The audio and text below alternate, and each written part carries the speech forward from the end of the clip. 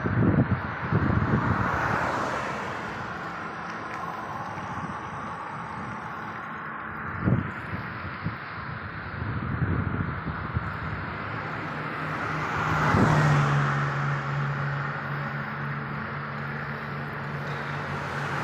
morning mga idol.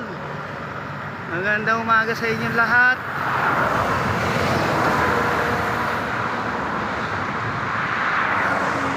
Siyempre po, araw na naman ng Sunday.